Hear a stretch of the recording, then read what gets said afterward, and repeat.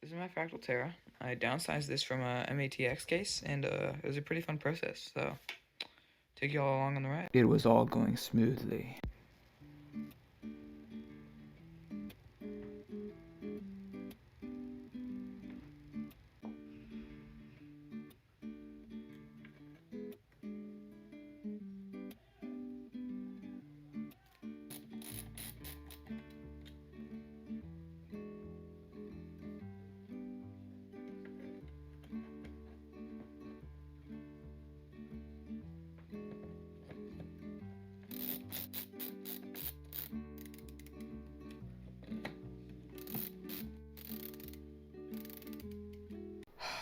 Then thunder struck.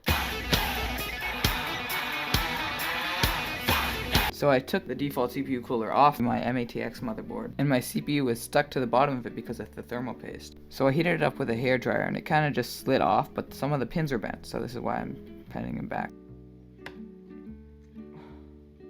Oh, that was so sketch. Oh my god. It's in. It's in. Oh.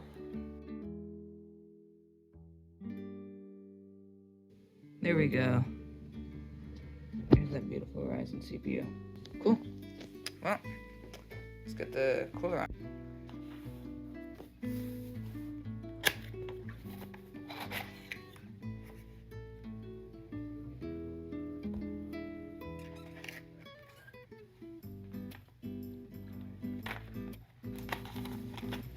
Common parts. The valve is pretty hefty looking backplate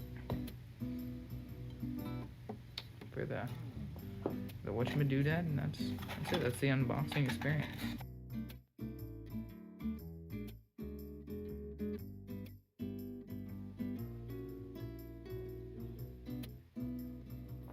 All right, so time to put the thermos down. There we go. Got some thermal paste on there. That's actually a good chunk. It's quite a large chunk, but you know, non-conductive.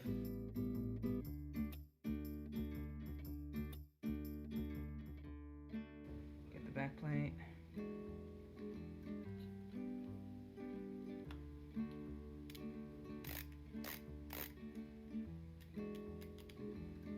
A little more from that there on after.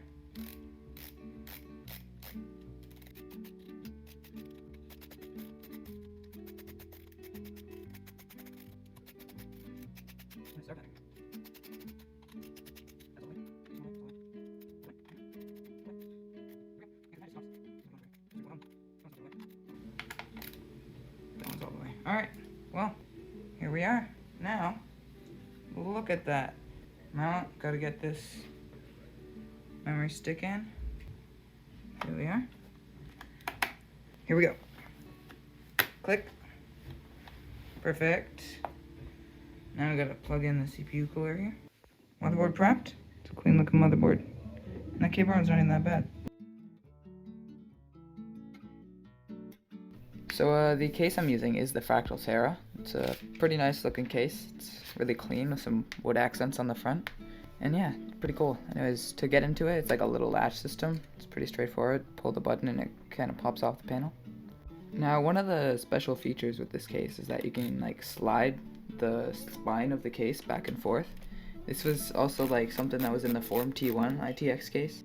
The only main drawback with the case was basically that it's never in stock. So anyways, this is mass produced by Fractal, so yeah, that's pretty good. And this is me just taking out the screws so I can move the spine.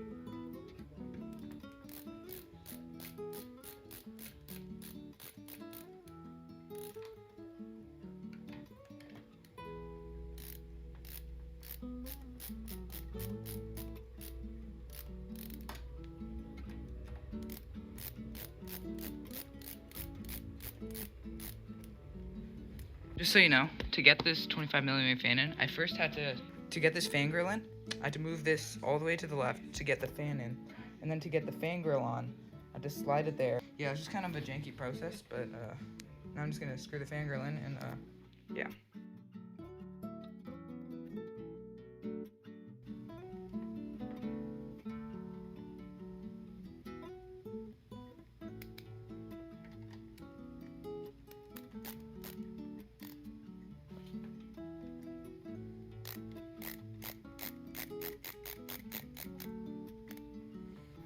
So right here I tried putting in the power cord, and I realized there was too much slack on the front end of the cable where that plugs into the power supply.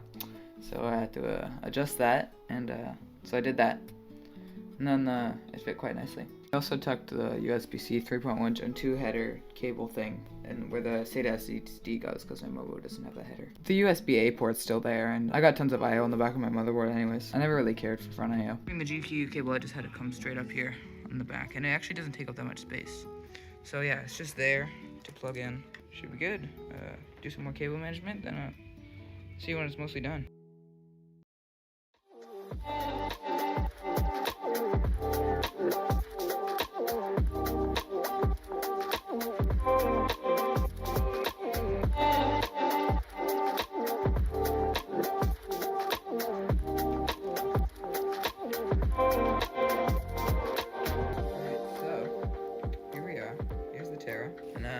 I got it finished off, like off camera and stuff. It was pretty straightforward to cable manage, honestly. CPU cable kind of just runs under there, plugs in. And then it also had like an extra cable, like it went in from the power supply into an 8-pin. And then from there, it has another 4 plus 4 pin. So 8 pins, but it's separated and it's on that cable. So I had to route that back and just like stuff it right in there. Motherboard cable, pretty straightforward. So I had it running up here. And yeah, I just cable managed this with Fractal cable ties that were included with the case. And kind of just goes in there nicely. And yeah, that panel closes, can confirm. GPU cable management, I think I showed you in the last clip. GPU installation was pretty easy. I basically just took out the little riser bracket and plugged it up there, and then put it in, and then screwed the little thumb nuts back on. Solid little computer, pretty nice. And wait, I gotta get the Noctua bench just set.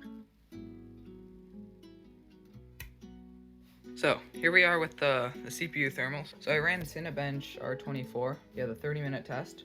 And I also had this undervolted using PBO2. So yeah, anyways, 76 degrees. And also, here, if I open this is the fan graph I used. So here we go, 76 degrees. Yeah, it's like 73% fan speed on the NH9A.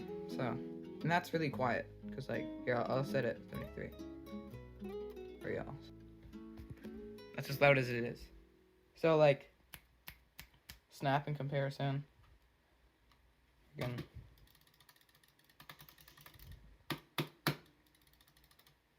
Mouse clicks in comparison, like it's pretty quiet and pretty solid temps.